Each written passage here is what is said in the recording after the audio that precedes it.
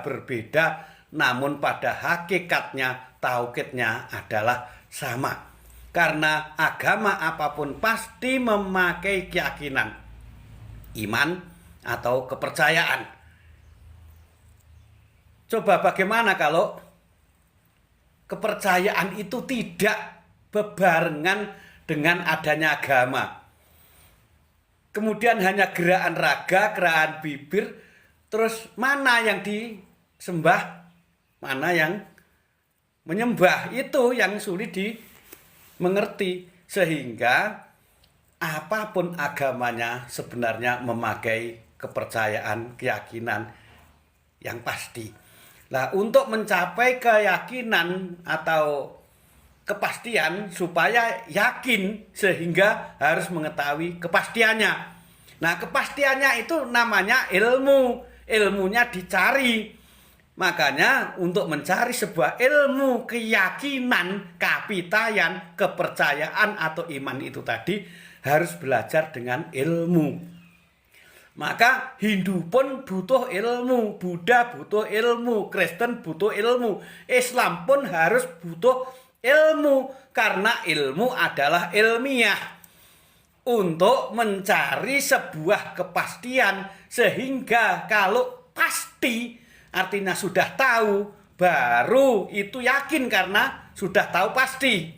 Inilah yang menjadi sebab pada saat ini pastinya belum tahu, tapi yakinnya disuruh melakukan. Ya susah kan? Susah.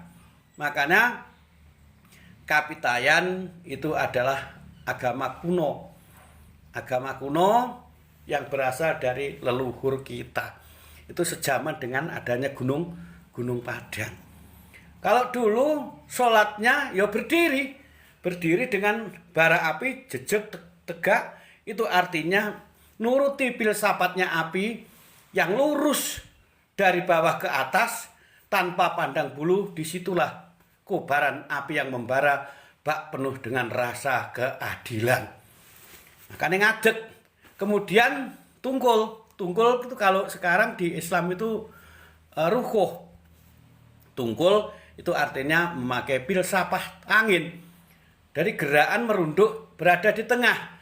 Angin posisinya, filsafatnya angin itu berada di tengah-tengah atau berada di mana saja untuk siapa saja. Pakai filsafat angin bisa hidup di mana saja dan bisa menghidupi apa saja.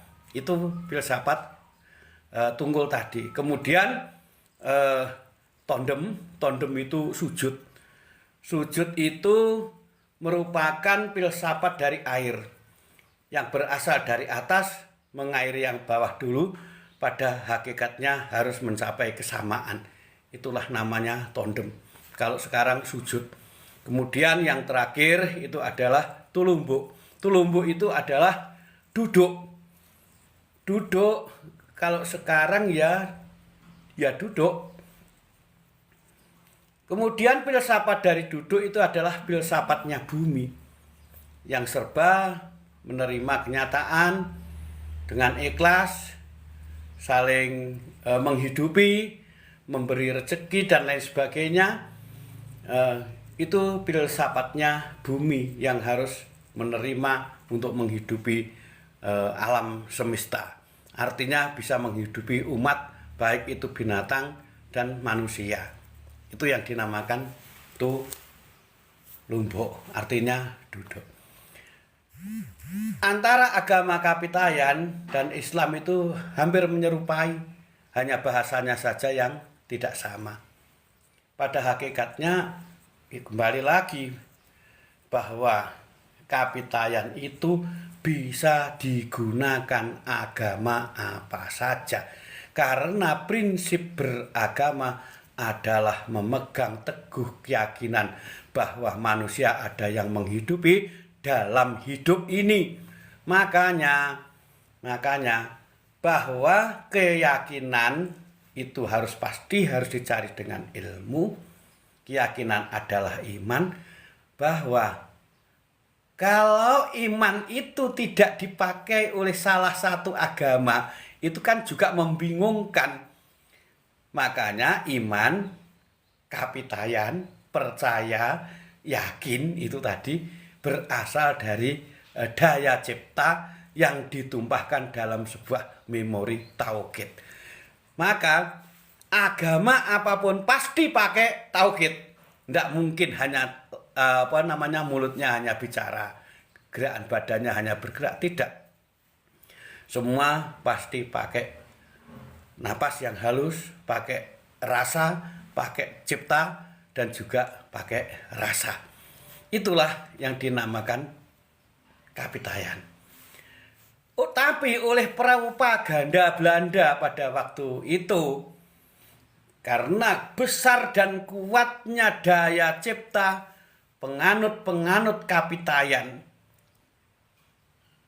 nyawijinya karso, rasa lan cipta. Padahal karsa, cipta, dan rasa itu juga mengikuti atau meniru sifat-sifat yang maha hidup. Termasuk di dalamnya bahwa yang maha hidup itu adalah dunia seisinya ini diciptakan berdasarkan ciptaannya. Jadi Gusti Allah kuwi iso nggawe jagat saisine dasare diciptakan. Padahal Allah mempunyai sifat cipta, maka manusia juga meniru sifat dari cipta itu lagi. Makanya diberi akal, diberi otak, diberi angan-angan, itu seluruhnya untuk menciptakan. Contoh, saat ini sampean tidak punya duit, bagaimana Anda bisa punya duit sehingga menciptakan batu bata dari tanah liat, menciptakan gendeng, menciptakan beton dari semen, menciptakan sebuah bangunan dari bambu, menciptakan bangunan dari cor besi. Ini terjadi karena daya cipta. Karena Tuhan Maha Pencipta, makanya manusia terok-terok sehingga bisa menciptakan sesuatu, dan atas ciptaannya itu akhirnya jadi, dan jadi itulah namanya berhasil. Maka sanak pamili dan handetolan menjadi orang besar-besar konglomerat pejabat yang kelasnya luar biasa itu karena mempunyai energi daya cipta yang luar biasa. Jadi orang yang SDM-nya rendah otomatis energinya kecil, daya ciptanya tidak begitu besar. Tapi beliau orang-orang yang besar itu energinya besar, daya ciptanya juga besar. Nah, itu harus bisa menyamakan, jangan enak-enak nyalahne. Nah, bahasa frustasi dikeluarkan, alah urip digoleki apa? Itu padune ora duwe energi dalam tubuh yang seimbang dengan energi alam raya, akhirnya daya ciptanya lemah. Iku matur suwun rencanane dipijeti kabeh rencanane. Nah, mergo wong ora duwe daya cipta, ora duwe pemikiran, ora duwe angen-angen, terus ora diimbangi dengan adanya kekuatan energi dalam tubuh menyeimbangkan antara cipta, rasa, karsa, akhirnya terjadilah lemah. Lemah pemikiran, lemah daya cipta, lemah daya rasa, lemah daya karsa. Akhirnya apa? Gampang nih. Alah kae sugih ya paling korupsi, alah kae sugih paling ya ngapusi. Itulah orang yang lemah daya ciptanya, yang lemah energinya. Maka dari itu dulur-dulurku kabeh berasal dari kapitayan yang artinya percaya, yang artinya iman, itu pasti dipakai oleh seluruh agama. Maka begitu Hindu teko, orang penganut kapitayan dia monggo beda obahe raga tapi obahe rasa padha. Buddha teko, iya monggo silahkan beda obahe raga tapi obahe rasa padha. Kemudian Kristen teko, iya monggo silahkan aku ya iso terok kowe. Ming beda obahe raga beda tapi obahe rasa padha. Islam juga begitu. Iya monggo silahkan. Karena apa? Obahe raga beda tapi obahe rasa padha, jenenge tauhid, pitaya, kapitayan, percaya, keyakinan alias iman. dasar agamane leluhure awake dhewe iman, percaya, kapitayan, toya. Itu loh sing perlu dipahami dan perlu dimengerti. Ojo terus duwe pandhawa, kepercayaan, kemudian taya, kemudian kapitayan dianggap syirik, dianggap musyrik, dianggap haram. Bukan, malah justru kapitayan itu selalu adaptasi, selalu menghormati. Karena apa? Sudah tahu sebelum kejadian. Apakah Mbak Lar juga kapitayan? Saya Islam, tapi saya pakai tauhidnya kapitayan, kepercayaan, percaya. Kalau di bahasa dari Arab yaitu iman. Coba kalau Islam tidak punya iman, mau jadi apa? Agama mau jadi apa kalau tidak punya iman? Padahal iman nek dibahasane Jawa jenenge percaya, asal usule kapitayan. Ngoten lho Mas. Ngoten. Matur suwun atas kirimane. Lanjut. Pada saat ini namanya kapitayan kelihatan asing. Padahal itu adalah agama leluhurmu, agama yang asli. Karena dengan adanya bisa mengatur napas, mengatur aliran darah, mengatur keteking jantung. Akhirnya otaknya ini karena energi yang sudah teratur dalam kondisi rapi, akhirnya menjadi jernih, menjadi gemilang, sehingga mempunyai wawasan luas, mempunyai energi yang kuat, sehingga mempunyai daya cipta yang luar biasa.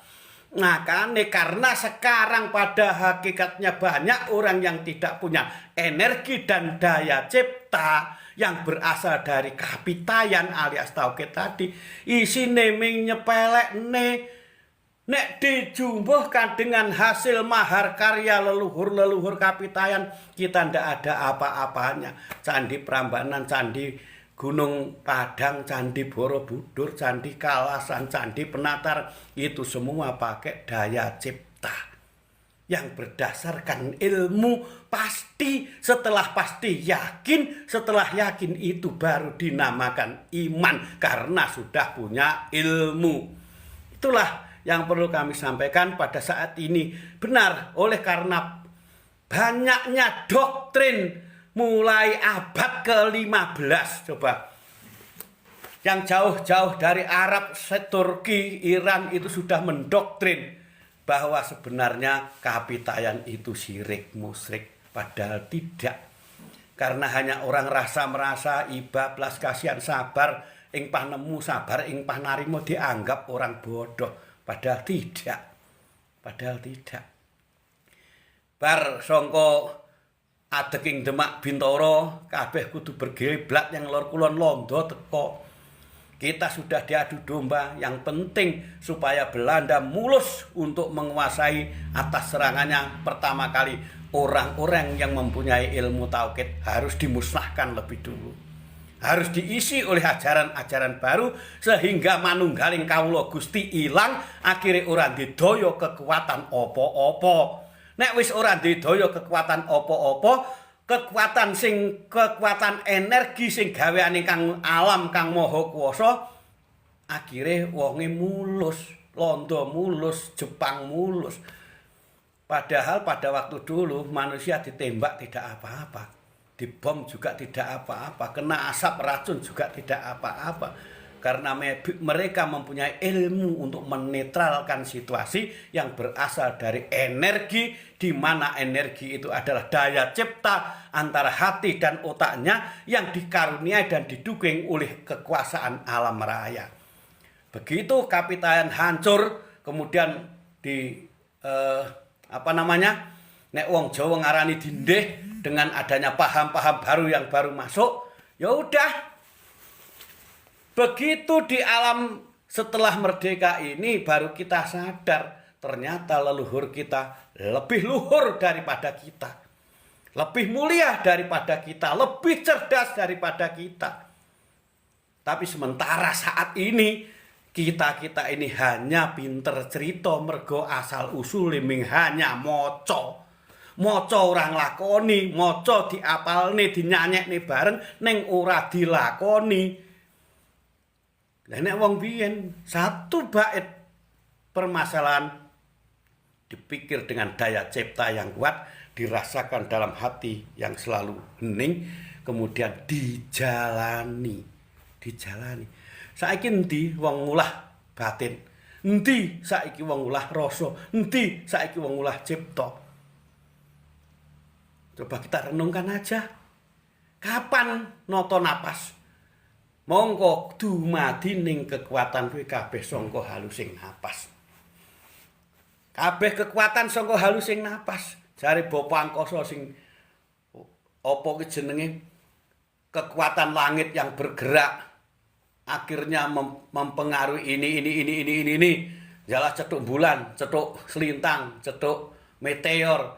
Karena pergerakan udara ini saling bergesekan antara satu dan satunya, akhirnya timbullah yang semula hawa ini suci menjadi hawa CO2, artinya gas.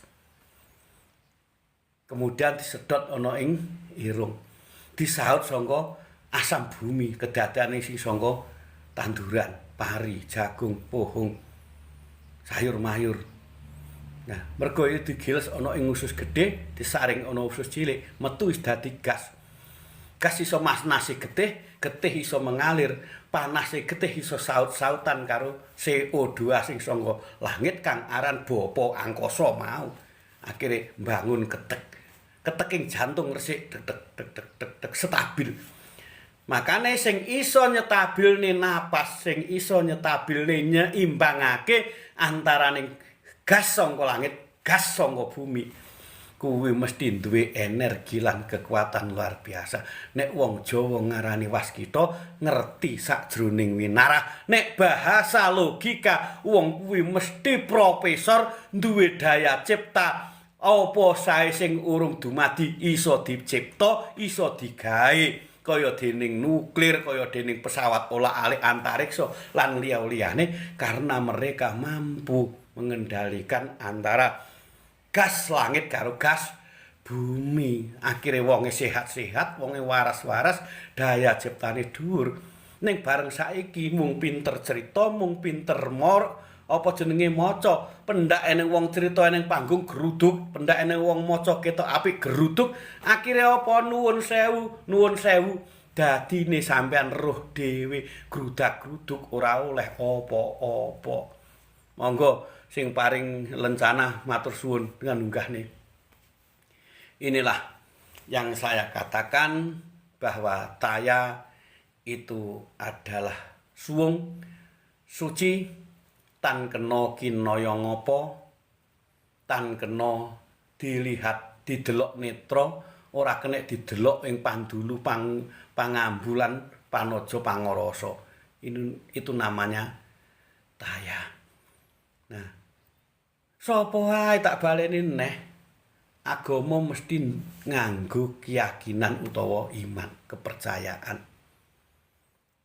Agama Taya adalah agama pemula leluhur kita yang kuno, tapi pada saat ini masih dipakai oleh orang-orang dunia. Orang-orang dunia. Bernapas adalah ibadah. Detik napasmu, denyut jantungmu adalah bagian dari hidupmu. Hidup adalah ciptaan Allah. Hidup adalah ciptaan Tuhan. Siapa yang bisa memelihara aliran darah dan siapa yang bisa memelihara aliran napas, itulah sumbernya energi, sumbernya kekuatan, sumbernya kesaktian, sumbernya kesuksesan, sumbernya kepandaian, sumbernya kecerdasan. Dan kalau semua itu sudah cerdas, apapun yang dicipta akan jadi. Namun ada syaratnya harus saling berdiskusi dengan teman-teman, harus berhubungan dengan satu sama lainnya. Kalau orang mengatakan itu namanya silaturahmi atau silaturahim. Demikian yang saya sampaikan, ada kurang lebihnya mohon maaf yang sebesar-besarnya. Rahayu. Kalau ada pertanyaan, insya Allah saya jawab. Dan jangan lupa rencananya di tombol bawah itu lah, matur suwun. Nah, ngoten nggih. Mungkin 1-2 pertanyaan masih kula layani, monggo.